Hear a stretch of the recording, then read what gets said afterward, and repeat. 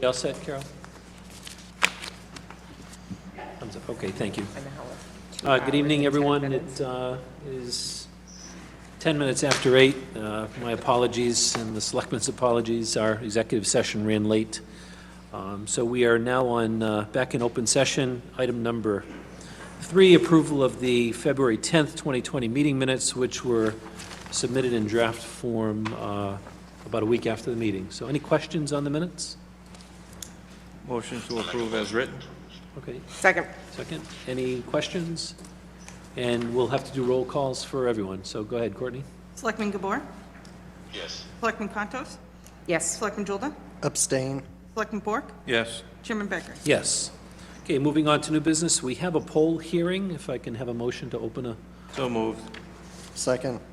any discussion? All those in, sorry, Courtney, could you poll the board, please? Selectman Gabor? Yes. Selectman Contos? Yes. Selectman Julda? Yes. Selectman Bork? Yes. Chairman Becker? Yes, okay, that will open up the poll hearing for one JO poll on Wawila Park Road, beginning at a point approximately 1,300 feet southwest of the center line of the intersection of Lower Gore Road and Wawila Park Road. And Mr. Tapley is here from National Grid. I'm going to excuse myself to make sure the next presenter is here. Okay, thank you. Hi, good evening. Yep, thank you. Thank you for coming. I think we've got the information here. Did any of the board members have any questions on this? Or is it in an unusual situation at all? No, it's pretty straightforward. The customer is putting in a driveway. They asked us to move the pole. Typically, we can move a pole 3 feet without having to come before you. The pole needs to be moved 30 feet, so we're going to remove one pole and move it 30 feet down the road. Okay, great. Motion to approve. Second. Second. Under discussion, has there been any questions with regards to any abutters, concerns? The people that did put in the petition did come in the office and in support of it. That's the only Right, feedback. but no dissenting. Okay. That being said, Courtney, would you poll the board, please? Selectman Gabor? Yes. Selectman Contos? Yes. Selectman Julda? Yes. Selectman Bork? Yes. Chairman Becker? Yes.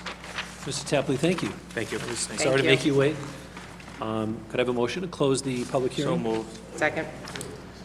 Courtney, would you poll the board, please, to close the poll hearing? Yes. Selectman Yep. Gabor? Selectman Contos? Yes. Selectman Julda? Yes. Selectman Yes. Bork? Chairman Becker? Yes.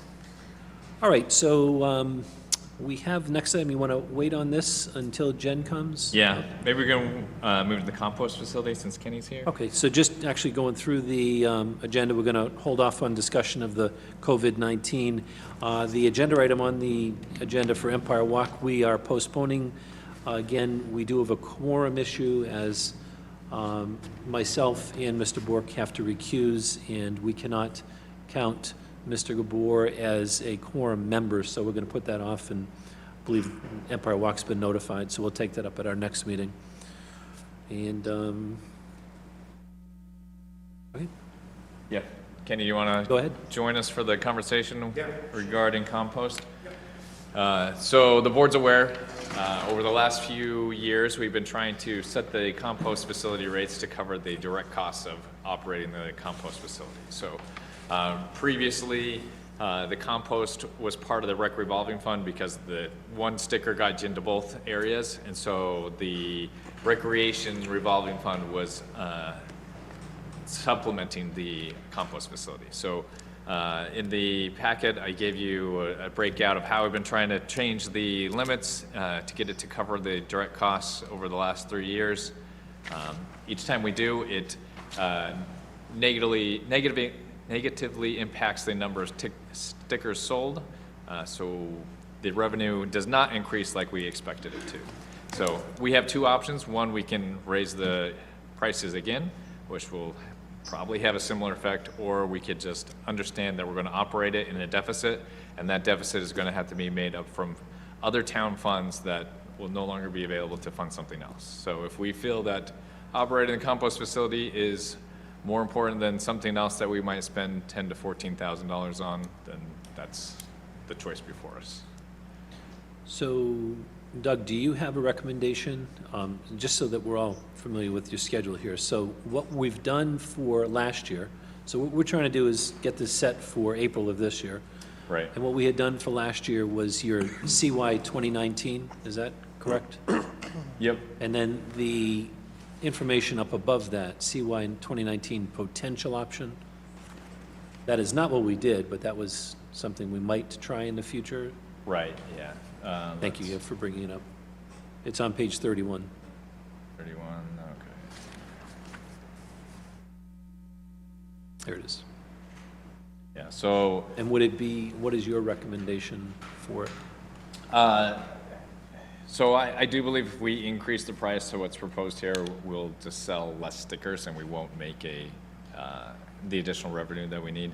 At this point, I think we're gonna have to, I recommend we run it in a deficit, but we just need to understand that that's something else that we won't be able to fund going forward. So how, I recommend leaving it the same, and So same which- rate as it currently Which is the CY 2019, which sold 279, 116 of which were at 40. Although I will let Kenny maybe share his opinion. Yeah, I mean, I think what we're trying to do is, it's been running in the red for, many years. As the cost of these compost facilities, there's not many left in many cities and towns due to a lot of that structure cost, because it's all regulated by DEP. So I just thought maybe this time around, as we really dialed in numbers from last year, we tried to get to a decent number. As you can see, what we're looking for a proposal which made up ground in that deficit area of that 14, between that, say, $12,000 and $14,000 difference. And that's where we kind of came up with just these numbers right there for a change. No matter what, as long as the facility is there, cost for removal is not going to go down. It's not going to stay stable. It's always going to continue to rise, and you have to remove it. It's just part of the DEP guidelines for a city or town that has to, that has a compost facility. So I think that was just our goal, to let the board know that, this is kind of really good numbers after a good season long of looking at things and seeing how it did decrease with a little bit of a raise sticker fee. And then again, like you said, we lost a little bit there for customers, but at the same time, I guess we just wanted the board to know that if we stay where we are, well then, that one account will be consistently in the red. And I will say Kenny has done an awesome job adjusting the operations to reduce the cost, the expenses going out. So we changed the hours. We, even had the worker out there use part of the tax work-off program to save a little bit of money. so if we increase the price to $100 and $50, how many hours would someone be there? Because I think, Mark, We would keep it the same hours as currently, which is, we have 2 days a week and then 3 Saturdays a month. 3 Saturdays a month and 2 days a week? Yeah. Right. And then we would charge $100? That's one of the options, but yes. Wow. That's not many.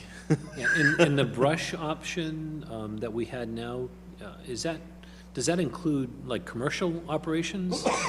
So these are just This is- residents who This have, is just, right, this is a system that's just designed for residents, household items, leaves and grass. The brush is small, it's no bigger than a 2-inch type of branch.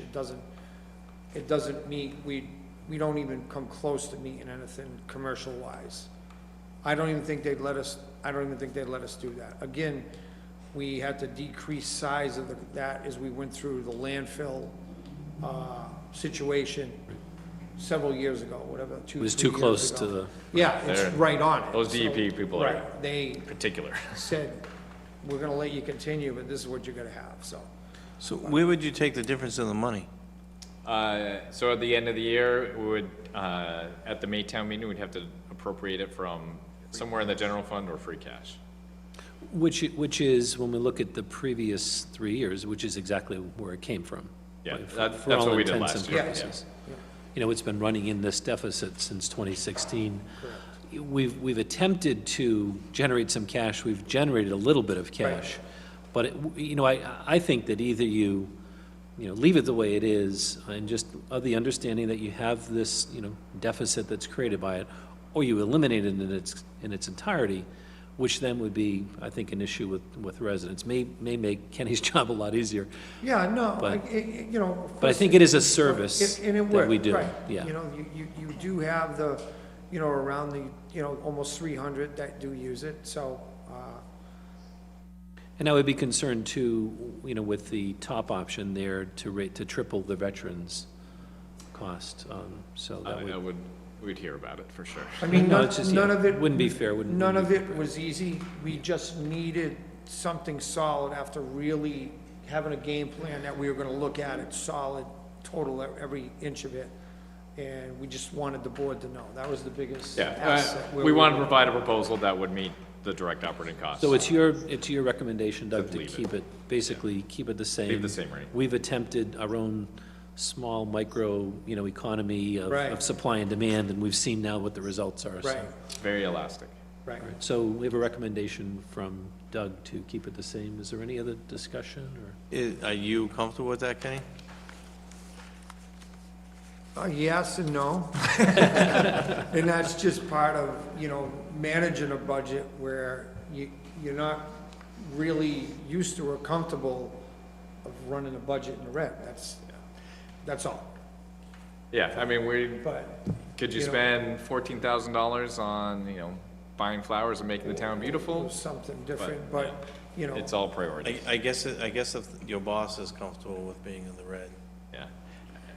yeah, and I mean, Yeah. we do want to accommodate, the residents of Webster. So I guess we just felt more comfortable, as we said, having a solid number to present it to you guys. And that was the plan, Plan A, stay, Plan B, maybe move forward, but we were well prepared for.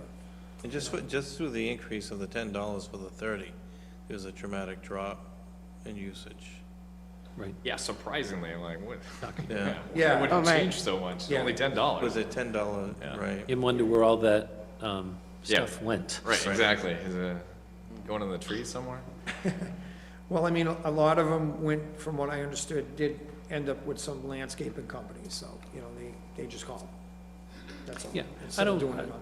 Yeah, I don't think we necessarily need a vote. I want to make sure that people are okay with, at least kind of keeping it the same. Don't make a Yeah. change, which we've done for the past 4 years. We keep tweaking it. We Right. just, can't Correct. quite we're never going to generate $49,000, so.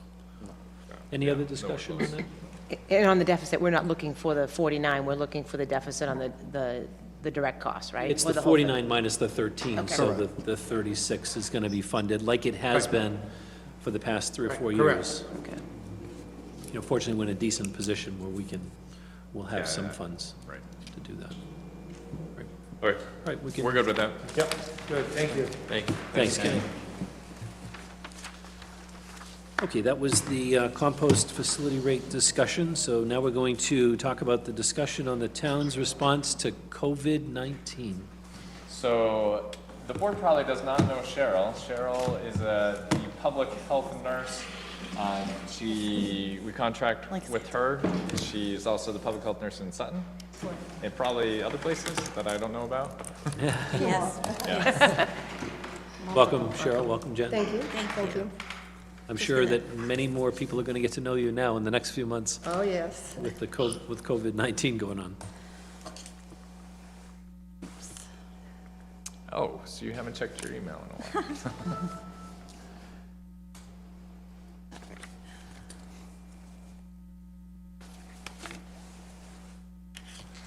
Okay, Jen's loading up a presentation there. I did. All righty. So. Thank you. Yeah, we've got it here too, though. So we first want to assure you that we are taking a proactive approach to prepare and minimize the threat of this disease. Our goal is to remains to keep our community informed and promote prevention, not panic.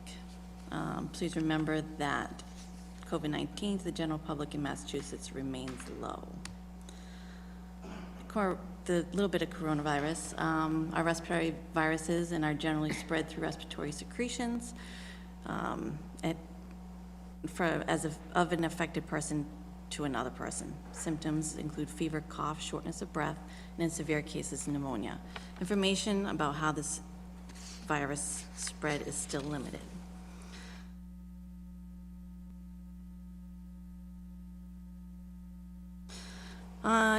So the timeline for Massachusetts is on February 28th, the Department of Public Health and Laboratory received approval to begin testing patients with guidance from the U.S. Centers for Disease Control and Prevention. According to the Mass Department of Public Health, as of March 4th, 719 people have been subject to self-quarantine in Massachusetts. 470 people have completed monitoring and are no longer in quarantine, while as of that date, 249 remains in quarantine. As of March 8th, there. Yeah, true. Yeah, so as of March 8th, there were a total of 28 positive cases of confirmed or presumptive, 1 confirmed positive, 27 presumptive. And 164 cases have been confirmed in the United States. There have been a total of 11 deaths in the United States. As of today, at 5 p.m., our 28 positive cases are now 41. 32 of those are associated with Biogen, the conference in Boston. Of these 164 cases in the U.S., 36 were travel-related, 18 were person-to-person, and 110 are still under investigation. This obviously data is being changed daily. So, Department of Public Health strategic actions and guidance. They're taking a number of strategic actions to prepare for this potential outbreak, engaging in daily communications with multiple agencies to discuss guidance and recommendations, keeping public health partners informed with the latest federal guidance, and supporting state documents and materials. Department of Public Health laboratory staff prepared to perform diagnostic testing, surveillance of potential cases and contacts, guide local health departments regarding returning travelers, and respond to questions for 24 hours a day, 7 days a week. Engaging Massachusetts hospitals and health systems by providing clinical and infection control prevention guidance and supporting their planning procedures and protocols. Distributing detailed public health guidance and recommendations to schools, superintendents, charter schools, leaders, principals throughout the Commonwealth. Monitoring impacts to a supply chain of PPE and providing hospitals and health systems with strategies to optimize these supplies. Instituting a streamlined organizational system for the outbreak called an incident command structure to include briefings to facilitate information sharing, decision-making, and responses. Daily updates to dedicated DPH website, providing information resources in multiple languages. Department of Public Health continues to work with local public health authorities regarding travelers returning to the U.S. Massachusetts Emergency Management Agency, MEMA, continues to communicate with the Department of Public Health regarding the current outbreak of COVID-19 and provide a weekly update on situation to local and state partners.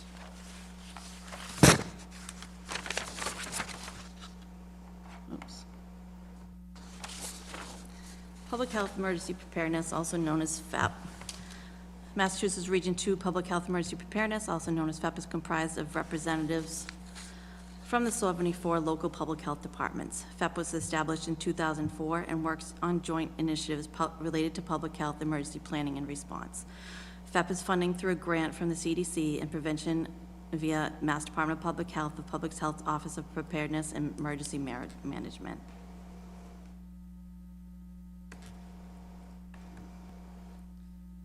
Local public health and what we're doing. We've been monitoring MAVEN multiple times daily, which is a web-based disease surveillance and case management system that allows state and local health departments to capture and transfer appropriate public health, laboratory, and clinical data efficiently and securely over the internet in real time.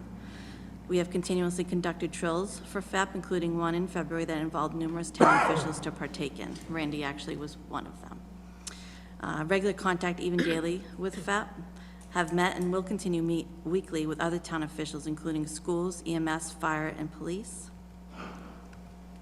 Have established communication with Harrington and all local long-term care facilities. weekly conference calls with Massachusetts Department of Public Health, and we receive daily situational awareness notifications from Mass Department of Public Health through email.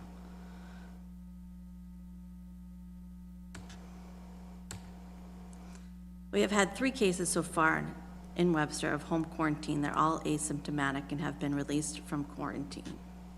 Our public health nurse will monitor symptoms daily. Please remember, these individuals will be protected by HIPAA, and the information will not be released to the public.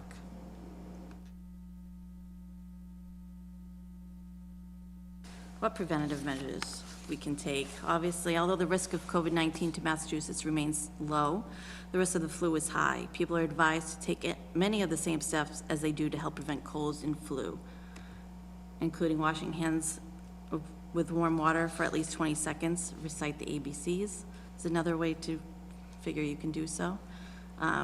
Avoid touching your eyes, face, and nose. I know, the two of you. Clean items that are Amen. Clean items that are frequently touched, like doorknobs, countertops, with household disinfectant spray or wipes. Cover coughs and sneezes with tissues or inside of your elbow. Throw the tissue into the trash immediately. Stay home when feeling sick. Stay informed. And remember, flu shots are still available. I feel like I've just been reprimanded by my mom. Jen has that way. Yes. In conclusion, the health department's role centers on prevention. We have been providing regular updates on our website relative to the national response, disease signs and symptoms, what to do if you're symptomatic. We provide guidance to residents who call for information.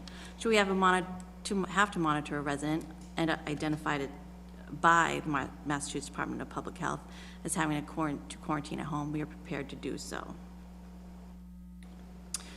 We have made initial contact with Harrington to ensure open lines of communications are established and offer to provide any necessary support. We will continue to monitor the situation as it evolves and respond appropriately in consultation with the CDC and DPH. We're taking this threat seriously and will continue to follow its progression continuously with the CDC. I already said that, didn't I? We'll continue to take all recommended precautions and implement all recommended procedures and update the board with any significant local developments. The role of the public health is to prevent, promote, and protect, and that's exactly what we intend to do. So for more information, you can obviously visit the CDC website, the MDPH website, and the World Health Organization. And as always, we are available for any questions and our website is continuously updated. And that is all, my friend. So, thank you, Jen. Appreciate you updating us. Some of the things that we've been talking about as staff is, if the threat level continues to increase, we have tier 1. It will be to close the senior center. They're the most at-risk population. So once a certain trigger is met, we'll close that completely. The staff members there will reassign to do work over here. If we hit tier 2, that will be when we close the town hall and the library to the public. If we get to that point, most of our things that we can do in town hall can be done online, or if there's payments, they can be mailed. We'll try to make that as convenient as possible for people. Again, staff will still come to work in the building, but we won't have the public interacting with them. Hopefully that gets as far as we have to get. So we're prepared to do that. Jen mentioned she's been in contact with the schools or with Webster EMS, the police, fire, et cetera. They have a weekly meeting. The schools are now giving kids a shot of Purell or hand sanitizer when they go to lunch. That's forced upon them now instead of just recommended. And like Jen said, she's talked to the hospital. We have good communication, and overall, that it's going to be a much more coordinated approach than just the local Webster Board of Health. We'll be working with FEP to make sure that there's a regional organized response to anything that happens. I have a question. Go ahead, Al. Has there been coordination with Harrington Healthcare for patients that present with symptoms that have to seek medical attention? Yes, that communication has been open. Cheryl also receives the information from Department of Public Health, and they're, Are they recommended that they present to Webster Hubbard? I'm sorry. Well, let's say someone Yeah, they feels can sick. go to Hubbard, yeah. Oh, absolutely, yes. In fact, I believe there was a case just presented at one of Harrington's clinics, you know, that had some symptoms. That's an I emergency, think yeah. yeah. So what it is that So what did they do? What do they do? Right. So the first question they ask about travel history. So there's certain criteria that needs to be met for certain testing to be done. So it's symptoms, it's travel history, and then there's a few other issues also. It's flu season, so right now, COVID-19 mimics the flu. It's a virus, same symptoms, except maybe the fever's a little bit more progressed, and they've had a history of travel, or they've had contact with someone that's a presumptive positive. So that's where that goes with that. And there's certain testing that's done at certain levels, and lots of times, whether they come in through EMS or they come into the hospital, they like to be notified first, so that way, just in case there is anything that's potentially an issue, they're not infecting the whole area. So that's what the guidelines are right now. But this is a very fluid and evolving disease, and it's changing daily. So what we're saying today will probably change tomorrow. That's how this is changing so quickly. As Jen had mentioned, as of one day, we only had 31 cases, now we're up to 41. And 32 of those 41 cases are associated with that conference and Biogen in Massachusetts. We also have a lot, because we're so close to border of different states, so in order to protect HIPAA and everything else, so, you know, we have to just maintain that we are all doing from public health, whether within the region or within the state, that we are monitoring things and we are protecting the confidentiality. And that is a huge piece. So we just have to just kind of keep that. I know there's a lot of rumors circulating. We try to discuss them and correct them as much as possible, but again, names aren't mentioned, and places, if possible. Cheryl, I know people have heard the term presumptive positive. Could you just kind of give a layman's, because you're hearing that on the So news? presumptive positive are people that come from, that are coming in from countries, and there are 5 countries right now that they're leveled, and the level 3 countries are China, Italy, Iran, Japan, and South Korea. So those are the countries that they're concerned about. When we had talked about the 3 cases that I was involved with earlier, they came from China, and at that point in time, the people that were coming in from that country were designated to go to specific airports only, even though they weren't supposed to come into those airports because they were monitored. And then if they were either symptomatic or there are other issues that were going on, that was transmitted to the State Department of Public Health of where they lived. And in Massachusetts, it went from the state to the local Department of Public Health. So that's when I was notified. By Maven, that's where Maven Correct, which is comes the in. electronic database that I have access to. And so with that, that's when those people were placed in what they call quarantine because of whatever. At that time, it was just basically travel. And they were monitoring their temps twice a day. I was checking for any symptoms of illness, things like that. And that went on for 14 days. And so when the 14 days were up, after I spoke with them and everything else, they were cleared. But if by chance it got further than that and they had to be hospitalized or they became symptomatic, then we had to then we would reach out to their contacts and where they've been. So it just, the circle gets bigger and bigger. But presently, right now, they have been cleared. So in these 3 cases, none of them were symptomatic, but they met the criteria of coming from? Correct. one of the 5 countries. That's correct. As a little side note, my sister's an epidemiologist in Utah, and they have a positive case, and so she spent all weekend calling anyone that that person has been in contact with her last week. So that's the detective work that has to happen. I've actually, Here in Florida, and I was in Lee County over the end of last week, and they had 3 confirmed cases, I think Wednesday and Thursday. The whole county is mobilized, and they have a healthcare system that covers pretty all, being Florida, a lot of elderly.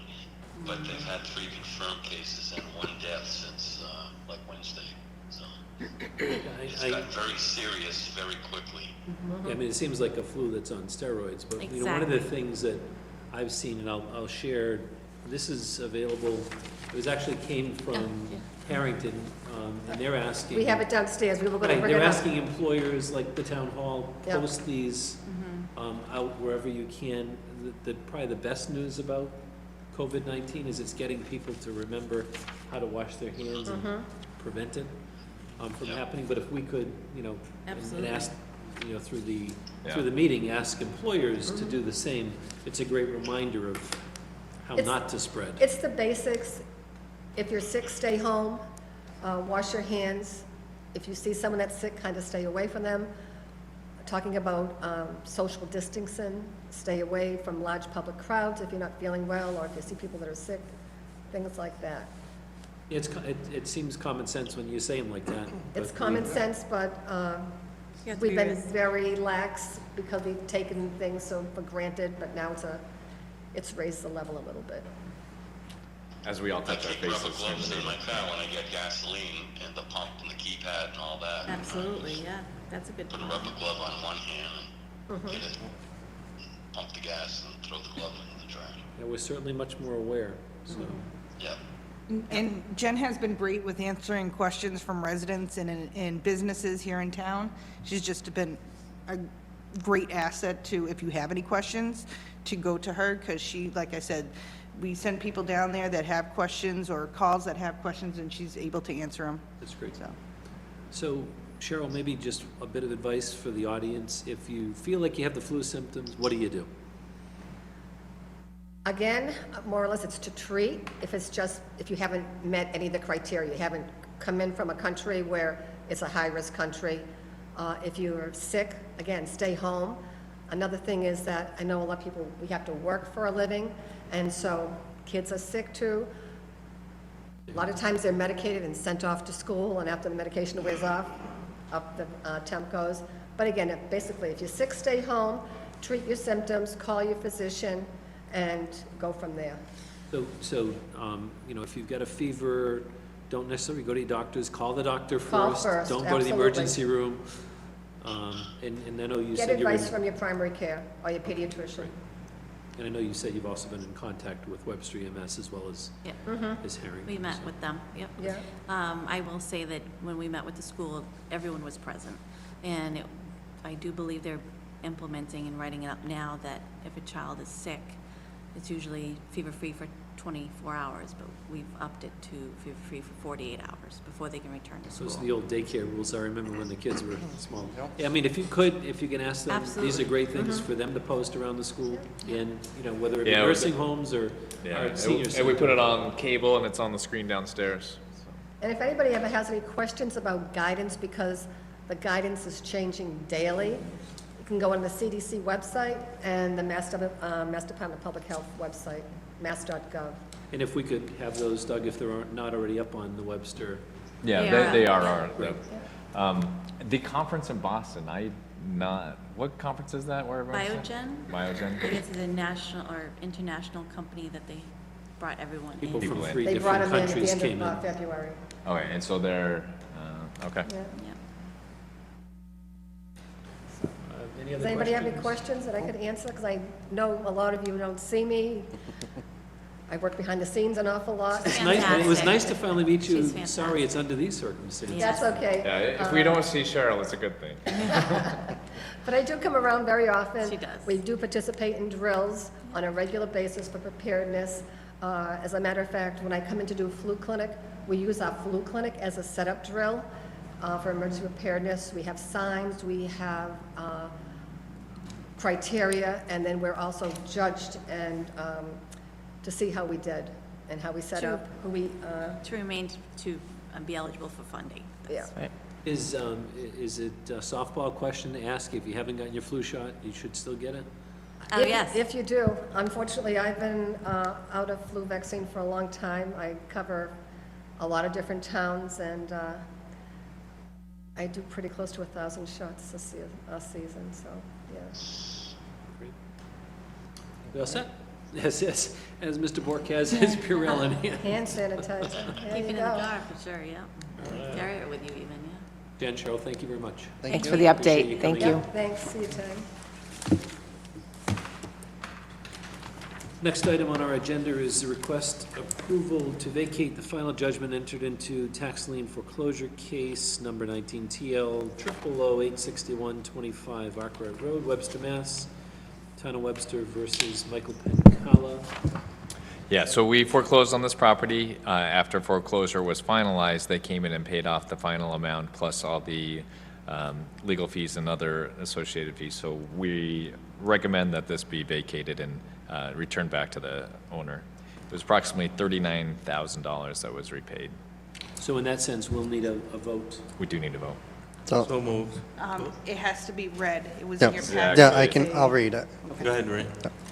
So I'll make a motion that we vote to vacate the final judgment as provided under Mass General Laws, Chapter 60, Section 69, that the Webster Board of Selectmen hereby move to vacate the final judgment entered on January 23rd, 2020 in tax lien foreclosure case number 19 TL 000-861, Town of Webster versus Michael J. Pencala, covering the property located at 25 Arkwright Road, Assessors Parcel 17-F-11-0, upon payment by Michael J. Pencala on or before March 2nd, 2020, of all amounts due to redeem the tax taking covering the property, which include but are not limited to taxes and interest to the date of payment, all charges and fees associated with the foreclosure case, and any costs incurred by the town in the care, custody, and control of the property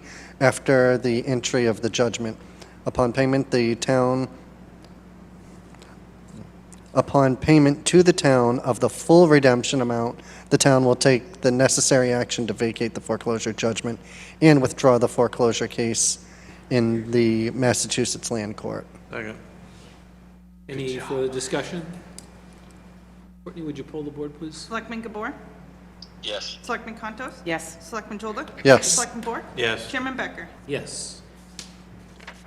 Thank you, Mr. Jolda. Next item on the agenda is to discuss the process for the annual town administrator performance review. We have information in here on kind of a new format. I'd like to thank Lisa, because I think when I met with Doug, we kind of went through this. It's a much better format, and I think we're improving the process. When Doug and I talked, in looking at getting some of the 360 feedback, which was also talked about, it would be difficult to do it with the boards. So that's one thing that we suggest not doing, but having,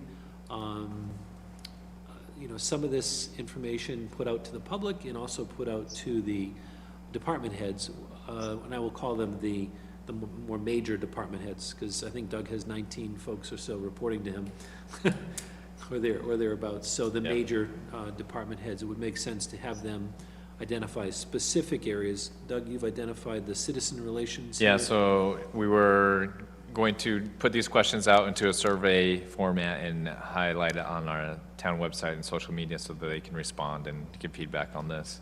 And you would also add a little line in there asking if they wanted any particular comments. Yeah, just an open-ended one, yep. The other one that department heads would fill out is section, I thought it 8. was 8? No, going the wrong way. Yeah. Similar to have department heads on an anonymous basis be able to complete this and have the results given to Courtney and then forward it on to the Board of Selectmen as part of the overall evaluation. And as well with that, to offer an opportunity to do a narrative section as well. Yep. Same open-ended kind Yep. of commentary. Yeah, it has open-ended questions kind of at the end of this. Whoops, never mind. Skip to the bottom. Yeah, so at the back of it, you also have the ability to, the board would have the ability to provide additional commentary, goals, and expectations. You know, I would also encourage each individual member of the board to, you know, have a sit-down with Doug between now and our next meeting, or the meeting we established to do the review on. You know, because I think that's an important thing. We all are elected selectmen, and it's important to have that individual conversation with Doug, in addition to the review itself when we do that.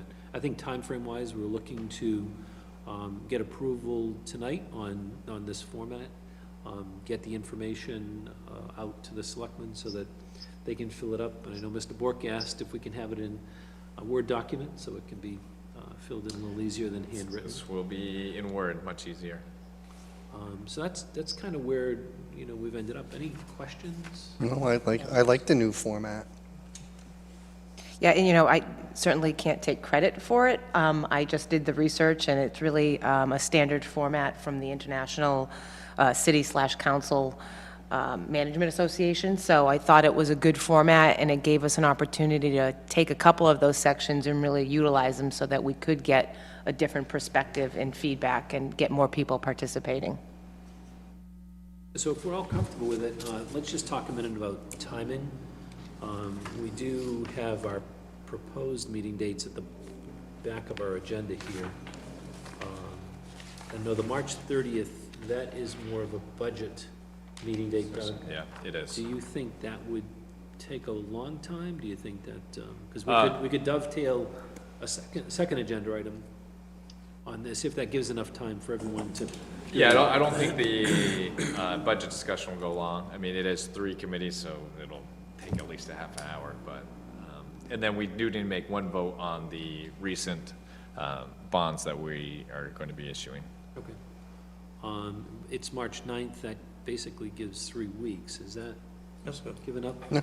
To take fine. care of Yes. both the questions put out to the public and to the department heads, and, you know, maybe give a 2-week turnaround, and then have them to Courtney within the 2 weeks. Let's call it the 23rd, so that Courtney can compile them and then send them out to us.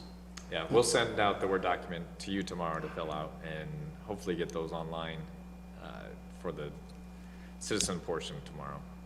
Again, I would encourage anyone with any questions or, you know, whatnot, want to have a conversation with Doug, feel free, as you should anyway. I'll help you score it if you'd like.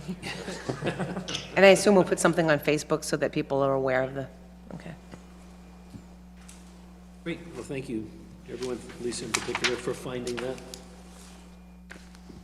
Next item on the agenda is dealing with the disposition of the 5 1/4 acres on, let's say, Park Road, but intersecting with Thompson Road, just below the water tower. Apparently, the 400,000 that we initially thought was too high. Yeah, so we, as we discussed last time, we put this out to try to get some feelers. We did get a little bit of feedback, and one of them was that, you know, 400,000 is way too much. No one will bid that amount. We got to take that with a little bit of a grain of salt, because they're the ones that are likely going to be bidding on it. But when I picked the $400,000, it was based on a, you know, a typical lot, half acre or so. It was, you know, $30,000 to $40,000. I was like, oh, it's, you know, we could probably get that. But when you look at the actual layout of the lot, you cannot get as many lots in it as I originally presumed. So that's why this person was saying, you know, you should, if you want to get a response, you need to lower the price. So if we did lower the price to a suggested $250,000, certainly still doesn't hold our hands. We can reject it if it came back at that price. And honestly, it has to go to town meeting first to be approved or denied. And that's why the item is said non-binding, it's a Yeah. minimum non-binding. Any questions on that or concerns about that? If the board's okay with it, I will reach out. Need a vote. Yeah, I'll just reach out to anyone that has registered or shown interest and tell them that the price has been reduced. Okay. Thank you. Next item on the agenda, vote to open the 2020 special and annual town meeting warrants for May 11th, 2020 at 7 PM at Bartlett High School Auditorium, 52 Lake Parkway in Webster. Warrant to close at 5 PM on Monday, March 30th, 2020. Doug, are there other dates in there? For instance, department heads do a certain date, citizens, so the March 30th is the citizen? March 30th, yeah, is the citizen redid. Typically, we ask that department heads have it in at that time as well, but we could ultimately change it up until the day that the selectmen sign it. In the packet, we did put together a timeline. We do have an extra week in there that we just have a little wiggle room, but these would be the prescribed timeline that has to be met to meet all the posting requirements. And we've reviewed all those, and obviously just want to make sure that we don't have any missteps. Yeah. Okay, I guess I'll entertain a motion. So moved. Second. Courtney, would you poll the board, please? Selectman Gabor? Yes. Selectman Contos? Yes. Selectman Jolda? Yes. Selectman Bork? Yes. Chairman Becker?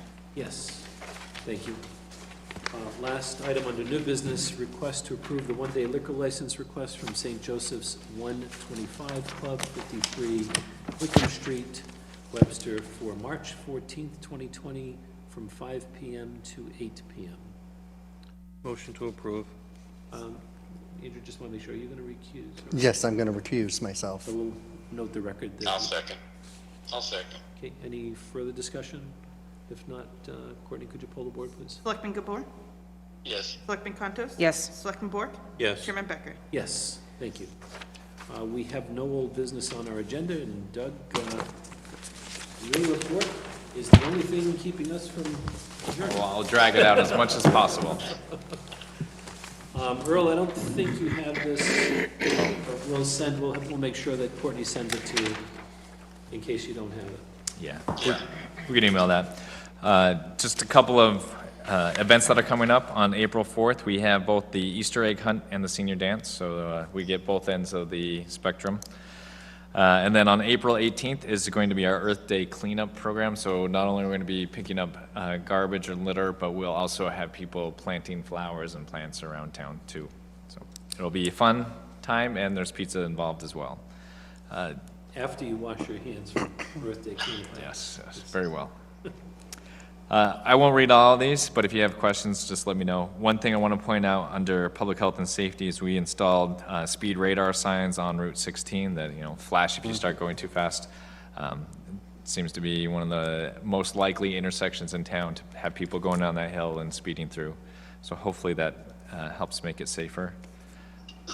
I did want to point out, and I told our assessor that he would be notified or recognized tonight that he put out a fire in the mulch outside of Town Hall today. So that was someone. His brother didn't even know? Yes, so good news for him. Moving on to the finances, so we will meet on the 30th for a budget review and update. One thing with the budget, if you look at item C there, we had hopes that our health insurance would be a very minimal increase, but our health insurance claims kind of skyrocketed over the last couple of months. One very good thing is that we're now part of this group, so that this group can help, ease some of the peaks and valleys. So we originally got a quote back for an 18% rate hike. We were able to negotiate that down to 7.5. If we hadn't been part of this group, it probably would have been more like a 12% increase. So overall, it's a very good thing, and we feel like it's a sustainable level, and it's not going to put us in a bad position in the future either. Excuse me, Doug, does that mean that the group got the 7.5% rate, or Just they the somehow town. Yeah, so we even though we're part of a group negotiated rate, we somehow get parsed out? yeah, so we have all our claims and data is all underwritten separately by each community. one reason is to be able to create the group overall, we had to keep the separate different plans that people are on. And also some of the other communities weren't all that keen on pooling all of the risk altogether. They still wanted to have some individuality as part of it. But overall, it helps because there's strength in the group. So with that, we are needing to change the budget a little bit, so we'll have a budget presented to the Finance Committee this week and emailed and presented to the Board of Selectmen in detail on the 30th. One of the things, we've installed LED lighting in Town Hall. I don't think this room's been done yet, but that is a savings of approximately $10,000 a year on the LED lights. And our audit was just completed, so before our April meeting, we hope to have an audit committee meeting, and then we could, would you like the auditor to come during the April meeting and discuss it? It sometimes a little bit dry, but, Yeah. I think so. okay. Can you just give us, not a total preview, but everything good? Yeah, no, everything is really good. They are very pleased with the progress and the lack of issues.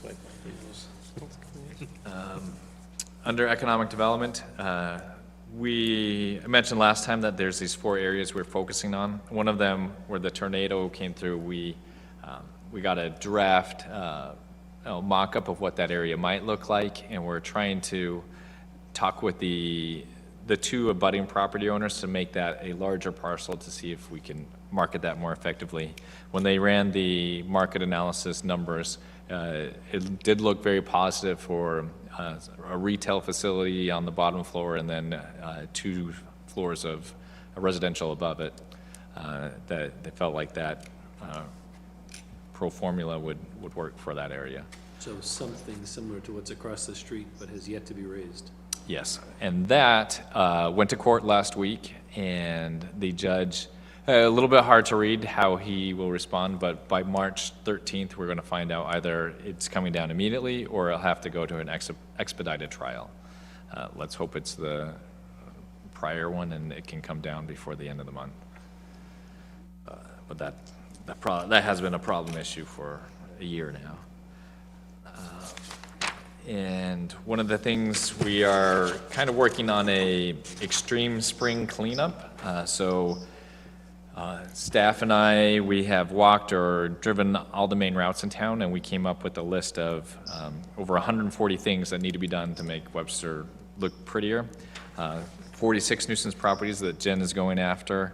One of the things is where the tornado came through, Kenny has cleaned that and has flattened out, and we're going to hydro seed it so it'll look like a park. We'll put a few flowers and benches there in the interim while we wait for a developer to come in and build that.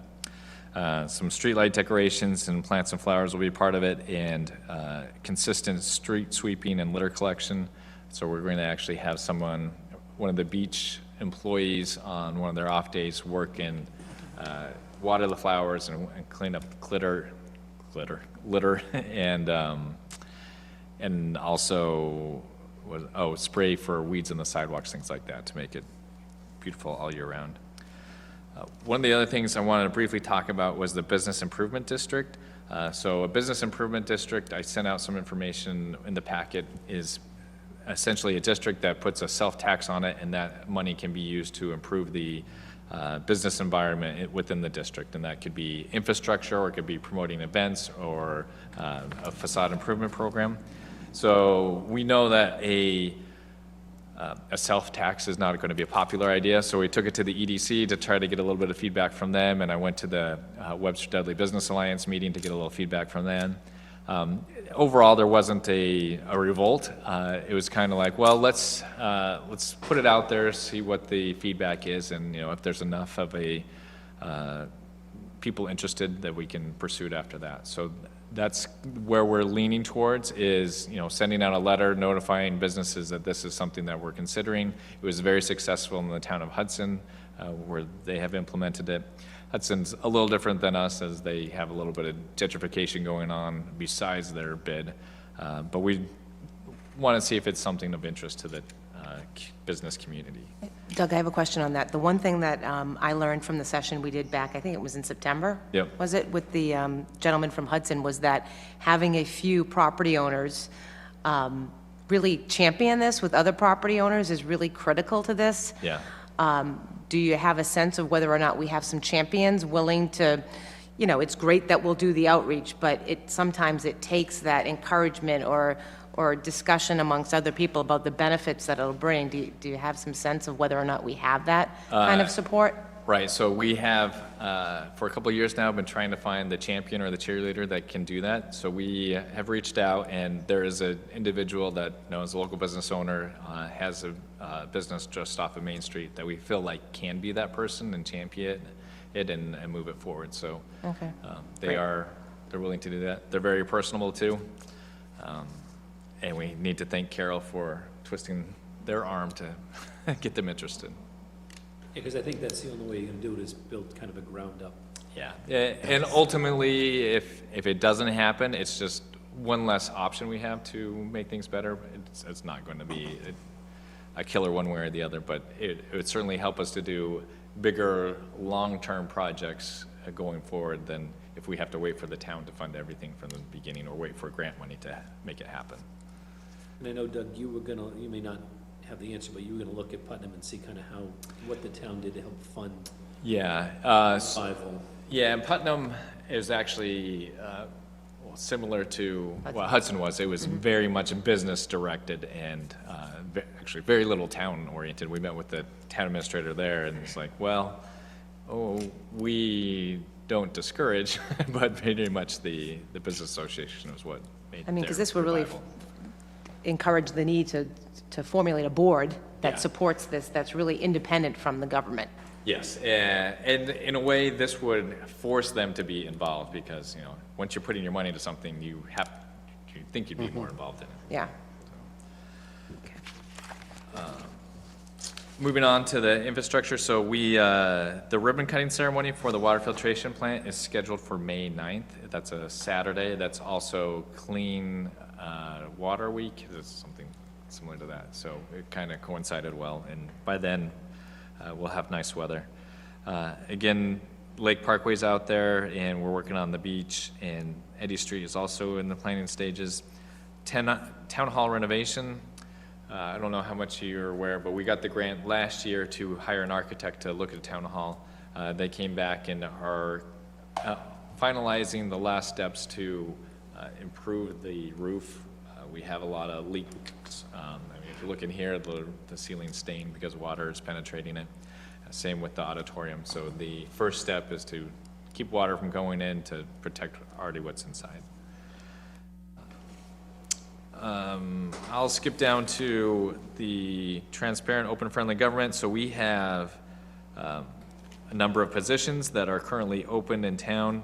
A lot of these are not contested, so we would like to encourage people to be interested in serving on a town committee because this is so much fun. I don't know why someone wouldn't want to do it, but there are a A little few more enthusiasm. seats available. And then last thing, next week is a office hour for the selectmen. Is there a volunteer for? I did mine, no one showed up. Sorry? I said I did mine, no one showed up a couple of weeks ago, right? Yeah, Is it at the same time as the it is. wetland policy? Oh, if you want, we could move it to, we're trying to make it a little bit consistent to do it at the third Monday, but we can move it to the fourth Monday. Yeah, 5:30 is the Concom's hearing on the setback policy. I mean, if we can move it to the 23rd, I could do the 23rd. I had wanted to go to the wetland policy. That's fine with me. Okay. That's great. Any We'll questions? attempt to advertise it as much as possible, so we at least have a couple of people show up. Motion to accept the town administrator's report? Second. Courtney, would you poll the board, please? Selectman Gabor? Yes. Selectman Contos? Yes. Selectman Dolben? Yes. Selectman Bork? Yes. Chairman Becker? Yes. Any other business to come before us? If not, I'll accept the motion to adjourn. So moved. Second. Courtney, could you poll the board, please? Selectman Gabor? Yes. Selectman Contos? Yes. Selectman Goulart? Yes. Selectman Bork? Yes. Chairman Becker? Yes, and we are adjourned. Thank you.